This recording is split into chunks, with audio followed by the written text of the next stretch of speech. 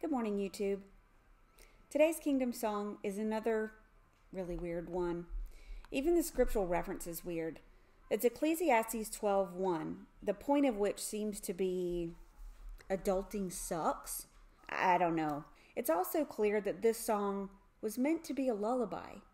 Just listen to the melody and that'll be pretty obvious. In fact, I think they copied most of the melody from an existing lullaby, which you'll probably recognize. But when you consider the words in context, brainwashing becomes easily apparent. This song was number 73 in 1966, number 157 in 1984, number 41 in 2009, and number 133 in 2017. I'm really not sure how the song stayed in the songbook, to be honest. It's undergone some serious remodeling over the years. It's called Worship Jehovah During Youth. Now, in 1984, they kept the same words but took out all of the exclamation points and replaced them with periods. For some reason, I guess they were less excited than before. But in 2009, the song was shortened to 3 verses, and they changed literally all the words. In 2017, they overhauled the lyrics yet again. And once again, they made the new version into a really poor children's video, which you'll get to see after I sing you the 1984 version. Out of the mouth of babes God once brought praise. They to hail Jesus, their voices did praise. Right off the bat, the out of the mouths of babes scripture that they're referencing here is Matthew 21:16. So why is the scriptural reference this one in Ecclesiastes? Because without the reference to the verse in Matthew, these lines are really confusing. Of course, this might confuse Jehovah's Witnesses anyway, because they aren't used to anyone hailing Jesus. They're Team Jehovah, all the way.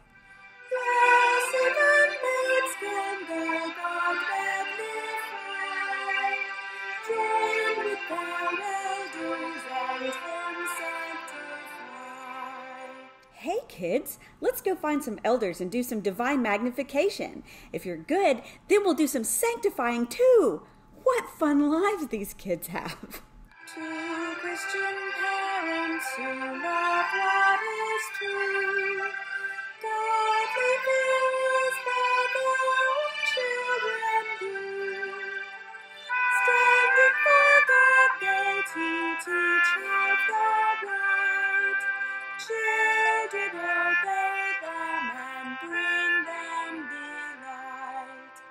Okay, this is nuts. This idea that people are supposed to be afraid of God in the first place belies the description of him as benevolent in any way, as do his frequent violent outbursts. The Jehovah's Witnesses take this way too far, to the point that they appear, at least judging from their songs, to be constantly groveling at God's feet in hopes that they won't be murdered out of hand. This is what love and kindness look like to them. This verse is just all kind of messed up. First, the idea that our children are supposed to fear us, to be afraid of us in the way that witnesses are afraid of Jehovah, I mean, that's truly awful.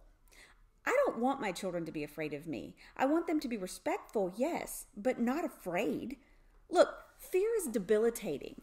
Fear makes it difficult to learn and grow. Fear makes it impossible to be happy. I do not want that for my children, and neither should anyone else. But the Jehovah's Witnesses here imply that if you don't want your children to fear you, then you don't love what is true. Nice. Another thing they do here is equate a parent with God himself. It says right here, standing for God.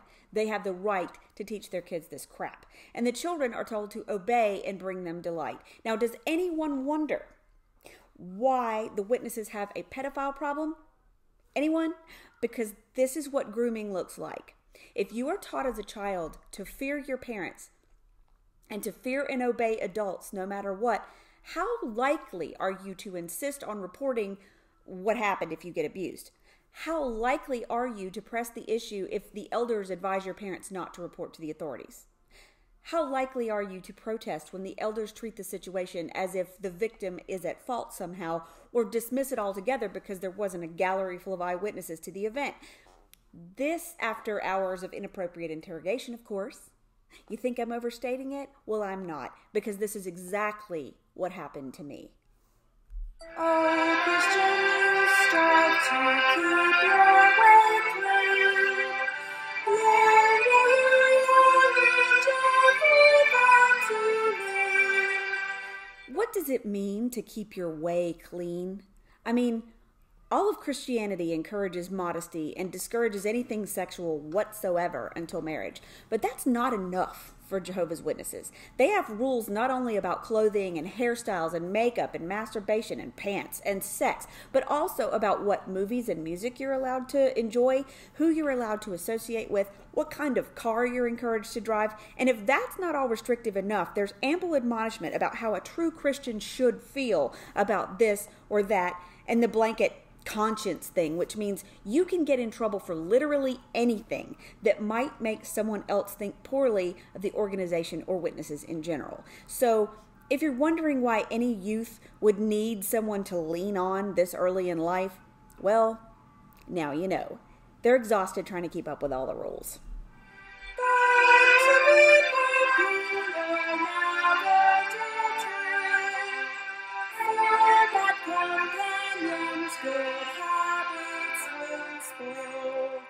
Because it can safely be assumed that if you're popular, you're not a Jehovah's Witness. And we know that being liked and having friends automatically means that you'll be surrounded by bad companions. And there go all your good habits. Next thing you know, you'll stop highlighting your watchtower for the meetings, and then you'll start popping your collars and stop wearing pantyhose and start wearing hoodies, and, you know, yeah, there's nowhere to go from there but debauchery and wild abandon. Nowhere. Look, nobody toils to be popular, guys. That's popular people don't toil. That's why they're popular. If they had to work at it, they'd be more like Jehovah's Witnesses. Jehovah's Witness parents don't want their kids to have friends. They don't want their kids to be liked. They want them to feel persecuted, so they stay within group. This is psychology at work. Gaslighting, manipulation, fear, obligation, and guilt as a means of control. If you remember your God in your youth. What, is he that easy to forget? Jimmy, did you forget to bring the Almighty again? Now we're going to have to backtrack and I'll be late for work again. Hands of Jehovah in spirit and truth. So we're serving Jehovah in spirit but not in person? Because that's what people usually mean when they say they'll be with you in spirit. It means they won't actually be there. As you forward and more joy you will know, and make God's own heart with gladness to glow. And the real fine print here, and I mean it is so fine that you can't see it at all until you're on the outside looking in, is that there are very few ways to know more joy as you grow older as a Jehovah's Witness. I mean, one way is to be male and gain positions of progressive importance and power in the organization until, of course, someone in your immediate family screws up and then your joy is over and so is your eldership. Another way to supposedly gain joy in the organization is to be married to an elder, but it's a lesser joy for weaker vessels, or so I've heard. The ultimate joy, I would imagine, is to be a governing body member. But the only way to be really happy, to have any kind of freedom or independence, or to not have constant anxiety and fear is to leave the Jehovah's Witnesses, which is what most young people do when they get old enough. Now, I promised you a children's video, so here we go. The positively Aryan Jehovah's Witnesses. At least they don't have dead eyes like most of the other Jehovah's Witness videos. The singer has a sweet voice, even if the key is so high that there are notes we can't actually hear. Oh, and by the way, this is the 2017 version of the song. Precious to God, we are daughters and sons, giving our strength as His faithful young ones. Loving attention to us He will give, blessing our days for as long as we live.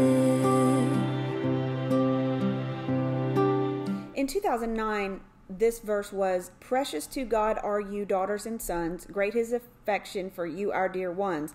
Loving attention to you he extends. Through us, your parents, your family, and friends." Had to have an apostrophe. That's very important. And I guess this had to change because they didn't want to say that Jehovah demonstrates loving attention to kids through their parents and family and friends after all, because if any of those people step out of line, the kid needs to be able to drop them like they're hot. So instead, we'll just demand their youthful strength and energy be spent in service in exchange for some vague blessing. Also, I love that they changed the focus so that instead of singing the song to the children in the audience, it's now about us, the Jehovah's Witnesses, everybody in the hall. Also, that frame of the photographs at the opening, does anybody anywhere actually have framed close-up photographs of their kids giving talks at the Kingdom Hall? Or being fed a corn dog? It's kind of hard to tell. And then the shot of the kids eating ice cream. I wonder why the animators chose to make it look like that boy's deliberately ramming his face into his ice cream cone. And why does the little sister look so terrified? Honoring parents who care for our lives helps us express what we're feeling inside. In 2009, this line was, "Honoring parents who care for your life, giving no cause for contention or strife." In other words, obey your parents and never ever disagree with them, because that's what respect and honor are. Spoiler alert, guys, it's actually possible to develop your own identity separate from your parents and disagree with them almost entirely and still honor and respect them. You can't do that as a witness, though, because they won't speak to you. The trouble I have with the 2017 version of the video is that there's pretty much no connection between giving honor to your parents and being able to express your feelings. That's just not a thing. Those things have nothing to do with each other. Filial piety does not make you a better communicator. Then we find favor with God and with men, drawing us close to Jehovah, our friend. So which men are we finding favor with here? Because I thought the witnesses just said they didn't want their kids to strive to be popular. Isn't that what finding favor with men is? But there's another angle of this that's a little weird. To be favored means that you're preferred above others. And the next logical step there, hi Carson, is favoritism, which is the practice of giving unfair preferential treatment to one person or group at the expense of another. Oh, Carson, you're such a good dog. Mwah. This describes exactly what witnesses believe their status is with God as opposed to everyone else on the planet. So would it be preferable to have equality or something like that instead of favoritism? Or do they really relish their perception of having an unfair advantage? This really isn't cool. Also, guys, Jehovah's not your friend. He isn't your buddy. You know why? Number one, power imbalance. Theoretically, anyway. Number two, we aren't expected to worship our friends or to shun others because of our friends' arbitrary opinions. Friends don't make rules about every single aspect of a friend's life. If a person's doing that to you, they're not your friend. In 2009, this line was, "If you gain favor with God and with men, days of your youth will be happiest then." And I see why they needed to change this, because there are several ways you could interpret it. Let's face it, they don't give a rat's ass about the happiness of their youth. If they did, they'd stop brainwashing, corporal punishment, victim blaming, and condoning child molestation. Oh, and they'd probably stop holding up kids who died refusing blood transfusions as holy martyrs too. May we remember our God in our youth, growing each day in our love of the truth. Oh, gag. Do you know any kids, especially ones this young, who would study and underline their watchtower in bed? Or read the Bible instead of a bedtime story? They give the kids nightmares. In 2009, this line was, "Always remember your God in your youth." Oh, hey, look, here's a youth. Hi, Harrison, say hi. Hi. I just need to sit on this Oh, chair okay. for Do you want to sit with me while, you want to sit with me while we talk about this song? Okay. Carson, you can't get up here. You're too big. In 2009, line was, always remember your God in your youth, grow ever stronger in love of the truth. Cult language alert. When they say the truth here, they're not talking about the actual facts or things that are provably true. They are talking specifically about their religion, full stop. The truth in a witness's vocabulary should always be capitalized and followed by a trademark because their definition is not the one the rest of the world accepts and uses. Giving our best to our God, we will bring joy to the heart of Jehovah our King. I just love watching how the little boy in this video is clearly favored. How he's so important. His little sister stares in this wide-eyed awe of him throughout the video, and he is featured as reaching out already at such a young age, giving talks and Bible readings already. What they want kids to think when they see this is, wow, I want to be like this kid. But the sad reality is that as soon as he hits puberty, things are going to go south. He'll probably end up disfellowship, poor thing. Now, the kids in witness productions and literature are always portrayed as these tiny adults. They're not children. I mean, children do not enjoy studying the Watchtower, ever. Trust me on that. Children do not behave like these little uber-white Jehovah bots unless they're carefully brainwashed to do so. This is not normal behavior for a child, as you can see, especially not one this young.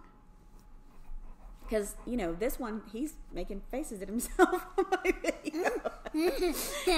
Indoctrination and brainwashing are very real and very, very uncool. Please protect your children from this crap. Please.